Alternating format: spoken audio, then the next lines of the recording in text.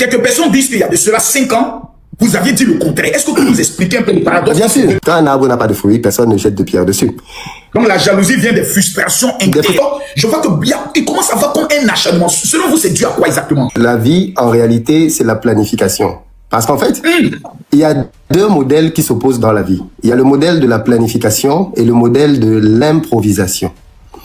Les personnes qui réussissent généralement dans la vie, peu importe le domaine, ce sont des gens qui planifient. Et les personnes Monsieur Philippe, avec votre permission, s'il vous plaît, est-ce que vous me permettez de prendre un bloc-notes avec votre permission? Bien sûr. Je demande, papa, je demande. Mon père, si je demande, monsieur Français, je demande. Il a donné un secret, la planification, permettez-moi de le noter. Monsieur Philippe, nous l'écoutons. Allez-y, monsieur Philippe, vous avez la parole. Oui, donc je disais qu'il y a deux modèles qui s'opposent, la planification et l'improvisation. Et vous l'avez rappelé tout à l'heure, j'ai côtoyé et je continue de côtoyer beaucoup de personnes à succès, vraiment beaucoup, dans le domaine des affaires, dans le domaine du sport, dans le domaine de l'art artistique. Et ces personnes ont une chose en commun, c'est que ce sont des gens qui ont planifié leur réussite. La réussite ne leur est pas tombée dessus. Ce n'est pas quelque chose qui les a surpris du jour au lendemain. On ne devient pas Samuel Eto'o, Didier Drogba ou toutes ces autres sommités par hasard. Ça se prépare sur beaucoup d'années. Et je me suis rendu compte que ce qui manque beaucoup aux Africains, même aux États africains, c'est la planification. La Chine aujourd'hui a déjà son plan sur les 100 prochaines années. 100. C'est-à-dire que la Chine a un plan sur les 100 prochaines années. Nous, les pays africains, quand même nos gouvernements font des plans, c'est des plans sur 10 ans, 15 ans, 20 ans. La Chine, c'est sur 100 ans. Et ça montre bien la différence, le niveau de maturité qu'il y a dans ces pays-là. Les États-Unis ont des plans sur 100 ans. Et donc, à l'échelle personnelle, ce qui manque aux gens, c'est la planification. Les gens ne planifient pas. Les gens vivent au jour le jour. Quand quelqu'un touche son salaire, il paye son loyer, il paye son électricité, il paye sa nourriture. Et s'il y a un reste, il met de côté. Le problème, c'est qu'on sait tous, on connaît tous la loi de Parkinson. Il y aura toujours un problème qui va te faire dépenser. Et c'est pour ça qu'à la fin, les gens se retrouvent à la fin du mois sans avoir mis d'argent de côté. Parce que pendant le mois, il y a toujours quelqu'un qui va venir te dire « Mon frère, j'ai un problème, mon enfant est malade, il faut m'aider ». Il y a toujours quelque chose qui vient. Et donc, ça fait que, à la fin du mois, tu n'as pas épargné. Et les gens vivent comme ça toute leur vie. Donc moi, je me suis dit, avec cette petite sortie, j'avais juste pour but de rappeler aux gens quelque chose qu'on connaît normalement en Occident, c'est que un crédit bancaire, ça dure 25 ans en moyenne. Donc si un crédit bancaire dure 25 ans en moyenne, alors le début de trentaine, c'est le moment où tu dois le prendre. Parce que après, ça commence à être tard. Et c'est facilement démontrable avec des calculs. On n'a pas besoin d'avoir fait Polytechnique pour comprendre ça. C'est très facilement démontrable. Si tu as 45 ans et tu dis je vais aller voir la banque pour demander un crédit pour ma résidence principale, la banque prend la calculatrice, elle fait 45 plus 25, ça fait 70 ans. La banque te dit non, refusez. Vous êtes trop âgé. Tu dis ok d'accord, j'envoie mon petit frère. Ton petit frère vient, il a 40 ans. La banque fait le même exercice, elle prend la calculatrice et elle regarde. 40 plus 25, ça fait 65 ans. Trop vieux. On refuse. Et donc, ce que je dis simplement aux Africains, c'est attention les amis. Si vous avez le projet de prendre une résidence principale, et je vous conseille de le faire, c'est maintenant qu'il faut le faire si vous êtes déjà au niveau de la trentaine. Parce que si vous ne le faites pas, la pauvreté va vous rattraper. La vérité, monsieur Makosso, qu'il faut dire aux Africains, c'est que les Africains sont parmi les plus pauvres au monde, partout là où ils sont. En France, les Africains sont parmi les plus pauvres. Tout à fait. Et pourquoi les Africains sont parmi les plus pauvres? Même quand on prend les Africains qui sont dans des pays, même quand on prend des Africains, on les amène dans des pays riches, ils sont quand même les plus pauvres dans ces pays riches-là. Parce que la richesse, c'est d'abord un mindset, c'est d'abord un état d'esprit. C'est d'abord là que ça commence. Et je vais dire deux choses là-dessus. Si vous voulez réussir dans le domaine des finances, vous devez faire deux choses. Pas plus, deux. La première, c'est apprendre comment fonctionne l'argent. Ça s'appelle l'intelligence financière. Comment fonctionne l'argent? Et la deuxième, c'est être capable de faire des sacrifices. Si vous avez l'un et pas l'autre, ça ne va pas marcher. Et c'est pour ça que j'aime souvent raconter ma propre histoire en disant que quand j'ai eu mon diplôme d'ingénieur, alors même que je gagnais déjà 2000 euros, je suis resté dans ma petite chambre d'étudiant pendant pratiquement 4 ans, alors que j'étais encore avec un salaire d'ingénieur. J'aurais pu quitter comme mes amis, aller habiter dans les grands quartiers, dans des beaux quartiers. J'ai dit non, je vais rester dans ma résidence étudiante. Quand j'ai rencontré celle qui allait devenir ma femme, elle est venue vivre avec moi dans ma petite chambre d'étudiant. Aujourd'hui, on a des grosses voitures, on vit dans des beaux quartiers, on a des maisons, ainsi de suite. Mais ce n'est pas là qu'on a commencé. On a planifié notre réussite. On a vécu dans une petite chambre d'étudiants à 2, avec un lit étudiant, un lit, une place. C'est-à-dire que quand tu te tournes, tu es sur l'autre personne. Il est possible. Tu as pris la femme après la mettre dans la petite chambre. Oui. J'imagine les voisins. Mais bien sûr, sur la femme là, tout le monde a parlé. Mes amis ont parlé. Ce n'est pas possible, ce n'est pas normal. Comment tu peux faire souffrir l'enfant d'autrui? Ensuite, on a demandé un logement social à la ville. La ville nous a donné un logement social. Et ça, c'était une grâce de Dieu parce que on est passé d'un loyer de pratiquement 400 €. Quand on a eu le logement social, on est passé à un loyer de 325 €. Donc le loyer a encore diminué. Et on a eu un appartement un peu plus grand. 4e étage, sans ascenseur. On montait ça tous les jours. Là, mes camarades ont dit, là, tu exagères. Ma femme est tombée enceinte de notre premier enfant. On était toujours dans ce petit appartement-là. Mes camarades ont dit, là, franchement, tu es trop chiche, tu es méchant. J'ai dit, OK, moi, je savais où j'allais. On a eu notre deuxième enfant, toujours dans ce petit appartement-là. Mais le jour qu'on est sorti de là, monsieur Makosso, on avait suffisamment d'argent pour acheter une maison.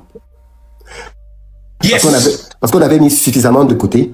On a pu acheter directement. Ça, je l'ai déjà dit à plusieurs reprises sur les réseaux. La maison qu'on a en France, c'est une maison sur laquelle il n'y a pas de crédit. On l'a achetée cash. Combien de personnes en France ont une maison cash?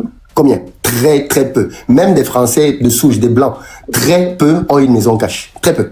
On a pu acheter une maison cash parce qu'on a eu une discipline et une intelligence financière pendant un certain nombre d'années. À partir de là, je pense que ça me donne la légitimité pour donner des conseils. Je ne parle pas de théorie quand il s'agit d'argent, je parle de vécu. Je parle de mon histoire. Depuis un certain temps, excusez-moi, avec votre permission, depuis un certain temps, je constate qu'il y a comme un acharnement autour de vous, ce qui n'existait pas il y a de cela 1 an, 2 ans. Principalement avec l'influence des TikTok, je vois qu'il commence à avoir comme un acharnement. Selon vous, c'est dû à quoi exactement? Honnêtement, il y a toujours eu de l'acharnement. Il y a toujours eu de l'acharnement. Je pense juste qu'il n'était peut-être pas très visible. Mais les gens qui font de l'acharnement depuis 1 ou 2 ans le font depuis en réalité 5 ou 6 ans. C'est juste que pendant longtemps, il n'était pas visible. Et j'ai toujours dit, quelqu'un qui fait de la marmaille ou du vol ou tout ce qu'on veut, ce n'est pas quelqu'un qui peut être aussi visible que moi. Moi, j'ai fait des lives comme vous là, plusieurs fois, parfois dans la semaine. Personne n'est jamais monté sur un live pour dire que Philippe m'a escroqué, ou m'a arnaqué. Personne n'a jamais fait une vidéo pour le dire. Et ça, souvent, si je le prends, un témoignage personnel. Et ça, en fait, on n'a jamais entendu quelqu'un venir dire, ce monsieur est allé à sa conférence, il m'a arnaqué, il m'a escroqué, j'ai lu son livre, ça m'a rien apporté. Jamais. Personne. Donc, moi, je pense simplement que nous sommes dans un continent dans lequel les gens ont beaucoup de mal avec la réussite. C'est-à-dire que quand quelqu'un réussit aux États-Unis, on lui dit bravo, magnifique, très bien. Comment tu as fait? Dans nos pays, quand quelqu'un réussit, on dit pourquoi lui? Ça change tout. Dans nos pays, il y a une mentalité qui est très mauvaise par rapport à la réussite. C'est pour ça que même dans nos pays, c'est valable en Côte d'Ivoire aussi, quand un enfant veut aller en Europe, les parents cachent. On cache. Pourquoi on cache? Parce qu'on a peur que quelqu'un peut lui faire du mal. Quand quelqu'un qui est en Europe revient en Afrique pour les vacances, qu'est-ce que les parents lui disent? Reste à la maison, il ne faut pas que les gens sachent que tu es là. Pourquoi? Parce que nous avons cette... Tu ne vas pas au village. Ne va pas au village, ne sors pas beaucoup, méfie-toi des amis, on peut t'empoisonner, on peut te faire du mal, ainsi de suite, ainsi de suite. Donc, en fait, culturellement, l'Africain a beaucoup de mal avec la réussite de son frère. Et je pense que l'une des origines de ça aussi, c'est l'esclavage. Tu sais, pendant l'esclavage, il y avait cette notion de nègre de maison et nègre des champs. Il y avait des noirs qui étaient dans la maison qui servaient le blanc et d'autres nègres qui étaient dans les champs. Et il y avait comme une forme de rivalité entre les deux. Puisque les nègres de maison avaient un meilleur traitement que les nègres de champ. Et je pense que c'est peut-être de là qu'on a eu l'idée que quand un nègre ou un noir ou un frère réussit, il faut qu'on le fasse descendre de là où il est. Parce que les gens qui me critiquent ne vont jamais aller critiquer des Blancs ou des Américains qui font les mêmes choses. Jamais.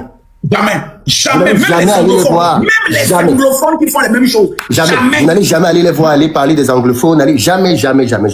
Par contre, il y a comme une forme d'acharnement qui, je pense, est peut-être due à des frustrations. Vous savez, on dit chez nous que on jette des pierres sur un arbre qui porte des fruits. Quand un arbre n'a pas de fruits, personne ne jette de pierres dessus. Donc la jalousie vient des frustrations internes. Des frustrations internes et personnelles, parce que beaucoup de personnes, je pense, et c'est toujours le même problème avec la jalousie, parce que la jalousie se dit toujours que pourquoi lui il a pu le faire. Et donc je pense qu'il y a cet état d'esprit chez beaucoup de gens consistant à faire croire que si Philippe à son jeune âge est parvenu à obtenir les résultats qu'il a obtenus, forcément il a triché. Parce que Si je n'accepte pas qu'il a triché, ça veut dire que je m'accuse moi-même. Puisque, comment expliquer que moi, qui est son âge ou qui suis son grand frère, je n'ai pas eu les mêmes résultats? Ça veut dire que lui, le petit là, pour avoir les résultats qu'il a eu, il a forcément triché, il a forcément menti, il a forcément volé. Et donc, à partir de là, je pense que c'est une réponse qui conforte tous les gens, qui les arrange et qui fait que, bien évidemment, certains d'entre eux s'aventurent sur les réseaux. Mais il faut aussi dire la vérité et remettre l'église au milieu du village. Les gens qui sont inspirés par le travail que je fais sont infiniment plus nombreux que les critiques et les haters. Infiniment plus nombreux. Il n'y a même pas photo. Quand on cumule les abonnés, on est à quoi, peut-être pratiquement 4 millions d'abonnés. Donc, on a énormément de personnes qui suivent le travail qu'on fait.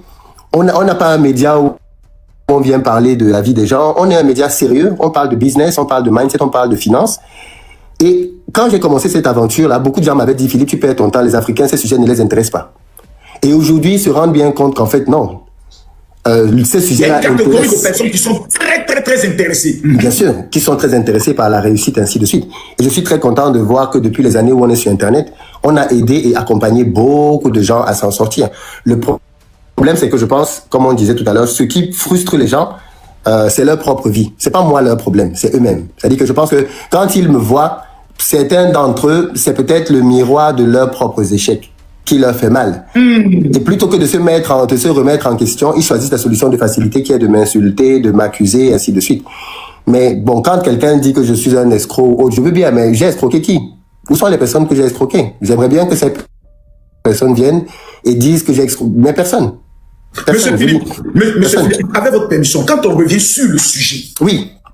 Quelques personnes disent qu'il y a de cela 5 ans, vous aviez dit le contraire. Est-ce que vous pouvez nous expliquer un peu le paradoxe? Bien sûr, bien sûr. Les deux vidéos sont complémentaires, ne sont pas opposées. Dans une précédente vidéo, j'avais dit aux gens, n'investissez pas dans votre résidence principale, ce serait une erreur de le faire. Et je vais expliquer ce que je voulais dire simplement par là.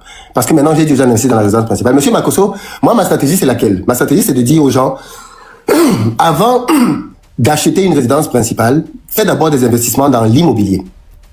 C'est-à-dire que le premier investissement, parce qu'en France notamment et en Europe, la banque ne peut pas te prêter de l'argent infiniment. Elle te prête en fonction de ton salaire, de ton âge et du type de projet que tu veux faire.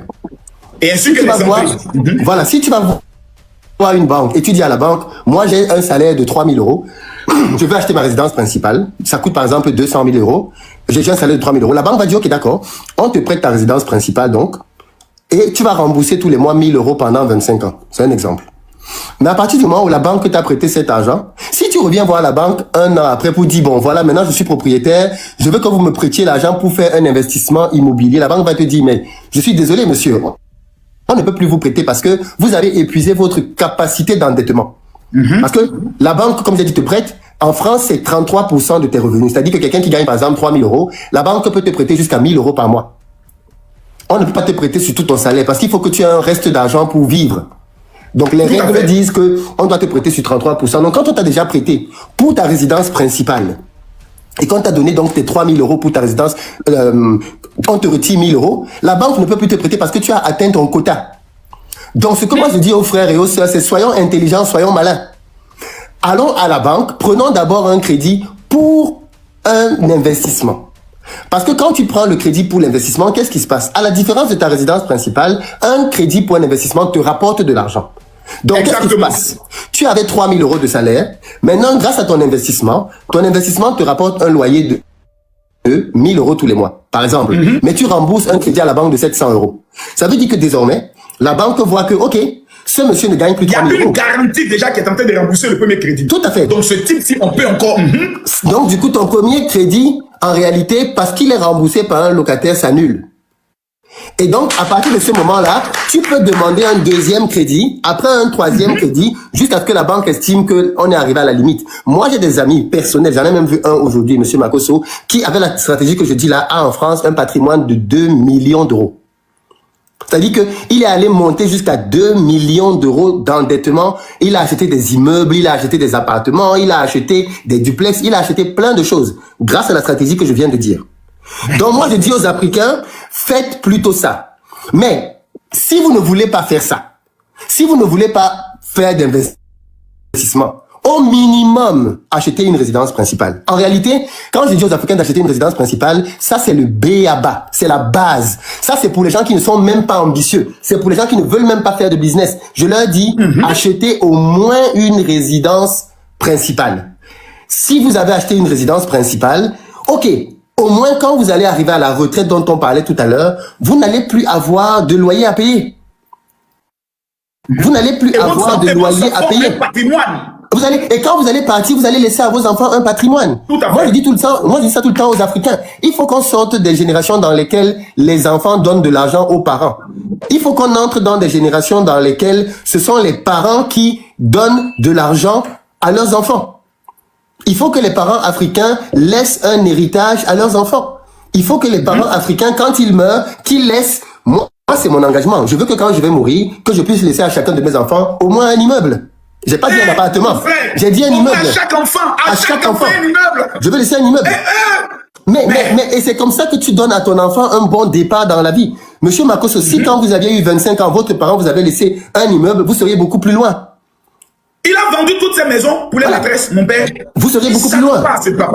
Vous serez beaucoup plus loin. Et donc, c'est ce que je dis. Il a vendu toutes ses maisons pour des maîtresses. Et moi, c'est ce que je dis. Travaillons pour pouvoir laisser à nos enfants un véritable patrimoine, un véritable héritage. Mais si vous ne voulez pas faire ça, achetez au moins une résidence principale. Comme ça, au moins, demain, quand vous allez décéder, vous allez, déjà dans votre vieillesse, vous n'allez plus payer de loyer. Parce que, monsieur Makosso, la retraite est très dangereuse. Pourquoi? Parce qu'à la retraite, il se produit deux choses. La première, c'est que votre salaire diminue puisque vous ne travaillez plus. Par exemple, vous passez de 3 000 euros à 1 500 euros. C'est-à-dire que l'argent diminue de moitié. Le problème, c'est que vos charges n'ont pas diminué. Vous devez toujours payer votre loyer, vous devez toujours payer l'abonnement Internet. Comment vous faites? Si votre revenu est divisé par 2 et vos charges n'ont pas bougé, vous allez tomber dans la pauvreté.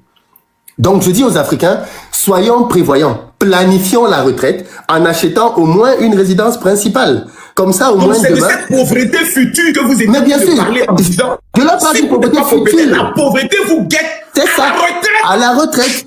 Donc, je leur parle de quelque chose qui est à venir, qui est lointain. Et comme pour certains d'entre eux, ils ont déjà dépassé 30 ans, 32, 35 ans, 40 ans, ils se sentent accusés.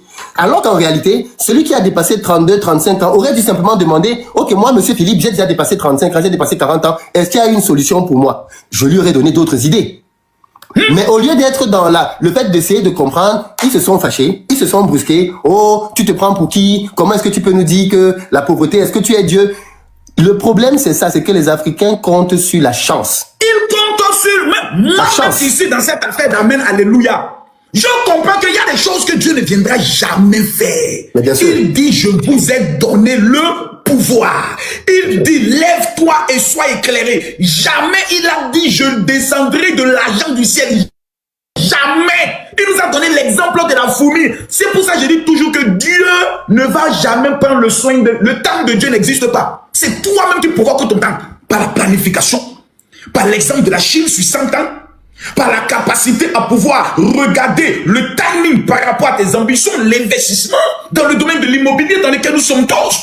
Et ceux qui sont en Europe ont un avantage technique par rapport à nous qui sommes en Afrique. Ils ont la facilité d'obtenir un crédit. Bien sûr. Et les Africains ont peur du crédit. Les Africains en Europe, on ramène nos mentalités du pays. Les Africains ont peur du crédit. Les Africains ne veulent pas prendre de crédit parce que quand on a grandi dans nos familles, nos parents nous ont fait croire que le crédit était une mauvaise chose. Moi, j'ai grandi dans une famille dans laquelle tu entendais les parents dire tous les jours, je ne dois rien à personne. Je suis vraiment... Et on a grandi avec cette idée. Je me rappelle la première fois que j'ai voulu aller prendre un crédit parce que moi, monsieur Makosso, j'applique ce que je dis aux gens. Le premier investissement que j'ai fait en France, c'était pas l'achat de ma résidence principale. J'ai acheté un immeuble avec ma femme. Mais le jour où il a fallu aller signer pour cet immeuble-là, j'avais peur.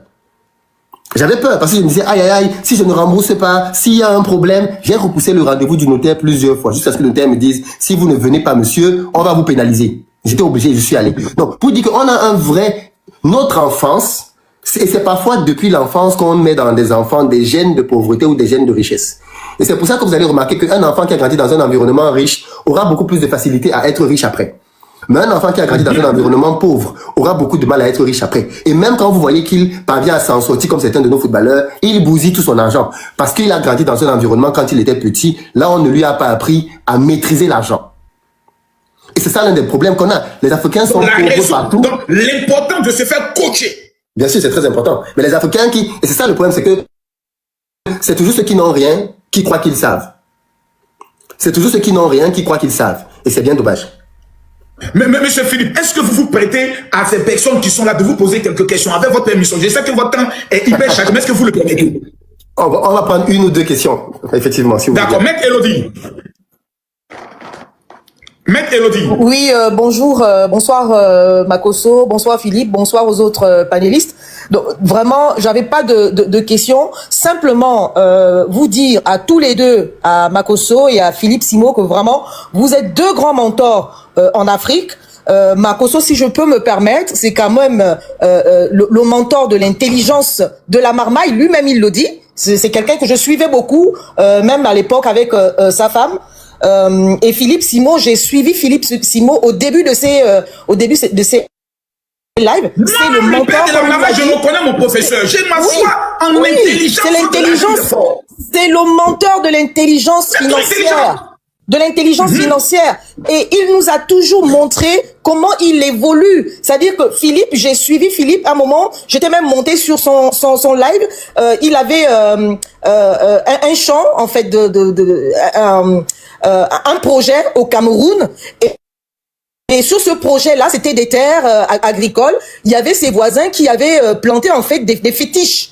Et il était venu déterrer ces fétiches-là. Et il avait fait un live. Tout ça pour dire que Philippe, tout ce qu'il a fait, tout ce qu'il fait, il nous montre comment il a toujours montré ses échecs. Voilà, il nous a toujours montré ses difficultés. Et donc, les personnes qui viendront dire que non, il est dans la loge, qu'il est dans la franc-maçonnerie, c'est de la jalousie. C'est du n'importe quoi. Tout simplement.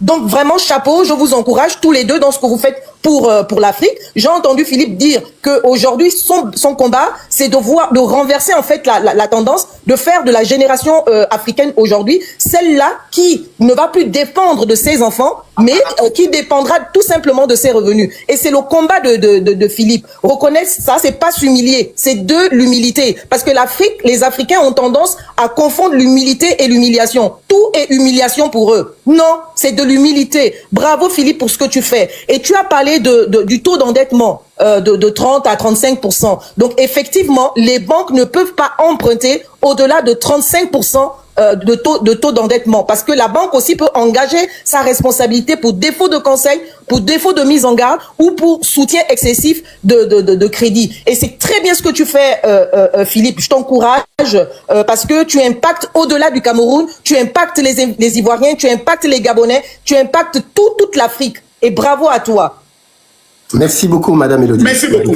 La muse, vous avez la parole. Monsieur Philippe est à vous. Bonsoir, le général Parce que c'est une opportunité, parce que en temps normal, ce sont des coûts qui sont payants. Monsieur Philippe est là. Merci de m'avoir permis de monter sur ce panel pour poser des questions. Je vais commencer à dire que ce que Philippe Simo a dit ces derniers jours n'a pas choqué les Camerounais. C'est un miroir. Ça a juste montré aux Africains en général ce qu'ils sont et ce qu'ils refusent de comprendre. Moi, je pense plutôt que Philippe Simo a dit la vérité, mais il aurait dû le formuler autrement. Il aurait dû émettre des limites. Il aurait pu dire, oui, voici l'âge moyen pour acheter une maison principale. Je ne suis pas d'accord, maman. Non, jamais. Je n'ai pas terminé. Allow me to come. Il fallait qu'il encaisse pour que ça fasse le buzz, pour qu'on vienne mettre la problématique sur la table. Je n'ai pas terminé. Allez-y. Il a dit la vérité, c'est évident, c'est clair. Mais il aurait pu émettre des limites. Il aurait pu dire que l'âge est un obstacle quand on en fait une cash. Parce qu'en même temps, le milliardaire moyen n'a pas 21 ans. Il faut qu'on se trompe, qu'on se mente pas. L'âge moyen pour devenir milliardaire, c'est pas 21 ans. À moins qu'on ait hérité. C'est pas 30 ans. Les milliardaires, c'est la trentaine passée, la quarantaine, la cinquantaine.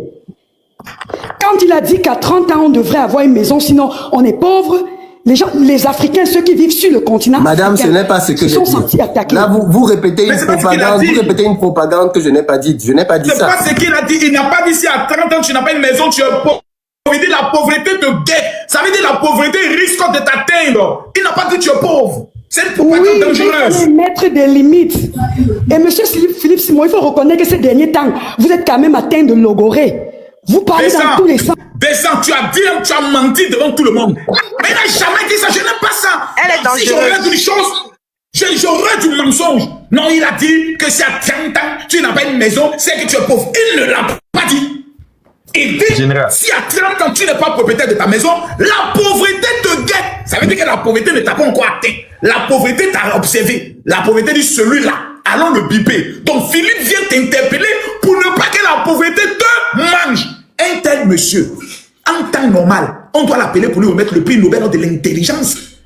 Et nous, les Africains, c'est encore nous qui voulons le manger. Non, dans ces temps-ci, tu as changé. Nous, on va venir donner conseil à quelqu'un qui a réussi sa vie. Ça a commencé depuis quand? Où? On passe à comment? Depuis quand dans le monde dans lequel nous sommes, on donne conseil à Bill Gates. Bill Gates parle tous, on est à genoux. On dit papa prêche. Attention, hein. Monsieur le coach, vous avez l'opportunité de vous d'être face à monsieur Philippe. Vous pouvez poser la question. Bonsoir, Général Makosso.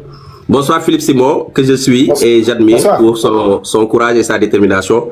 Général, je vous suis depuis le Sénégal. J'aime votre énergie, l'énergie avec quoi vous parlez, vous poussez. Merci pour les motivations. Et je suis tombé sur le passage où les gens, vous parlez de... Les gens pensent que Dieu va descendre l'argent sur terre. Et là, j'ai envie de vous raconter une petite histoire avant de poser ma question à Philippe Simon. C'est un gars qui avait trouvé un jardin qui avait des cailloux et tout. Il a arrangé ça. Il a mis des fleurs. Quelques temps après, c'est devenu un jardin avec beaucoup de fleurs, très joli. Et un gars qui est venu lui dit, ah, mais le jardin est très, très beau, hein, mais Dieu est extraordinaire. Et le gars qui a préparé le jardin lui répond, il fallait voir ce jardin quand il était seul avec Dieu.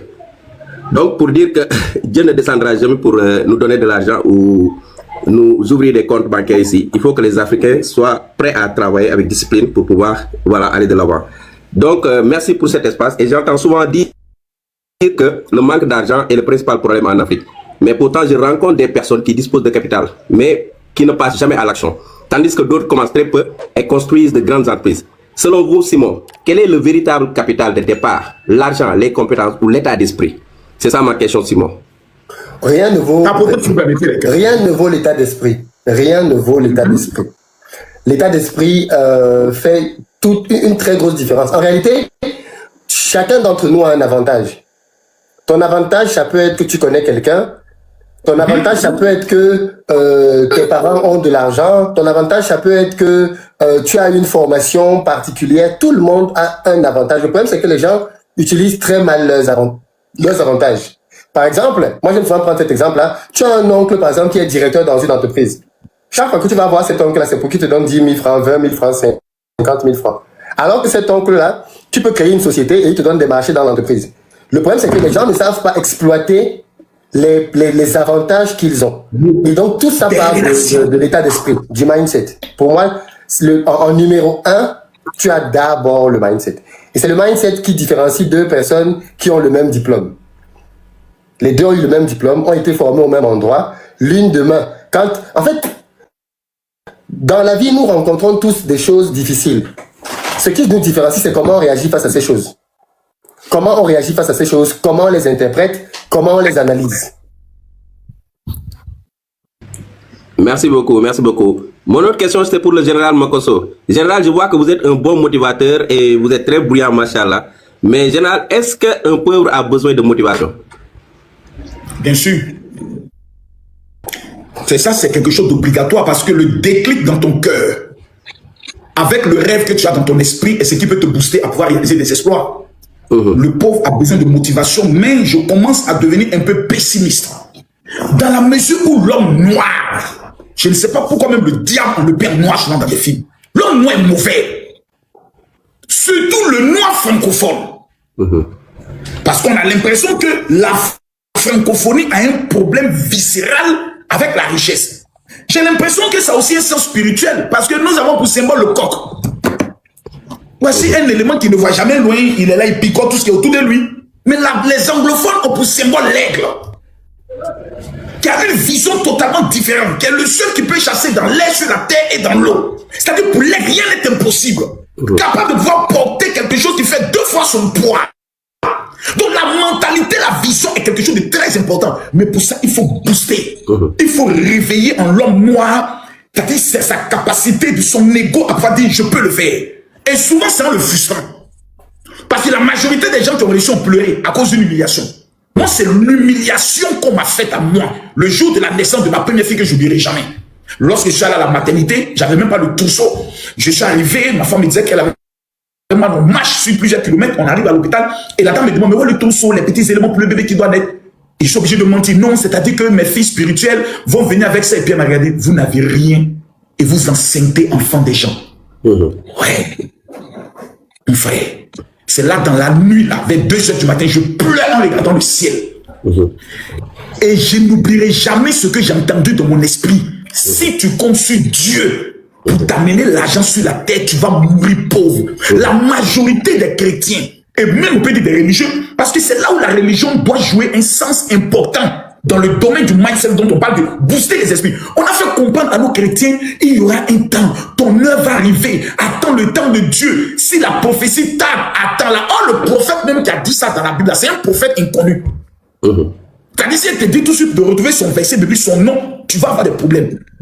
Et c'est ça qu'on a mis dans la tête de nos fidèles. Et nos fidèles sont assis, ils attendent le mariage, ils attendent la grâce, ils attendent la prospérité, sans leur mettre en tête que pendant 6 jours, Dieu a travaillé. Et le 7e jour, il s'est reposé. Si on ne me parle pas le soin de coquer nos éléments, je te donne 10 ans. Je suis pessimiste pour l'Afrique. Parce que ces imbéciles-là ont décidé désormais de suivre des influenceurs. C'est-à-dire les gens qui étaient derrière l'école. Les plus grandes critiques, c'est-à-dire les femmes qui vivent de critiques dans le quartier sont devenues influenceuses. On est en danger. Des hommes comme M. Philippe, si on ne les protège pas, on est foutu.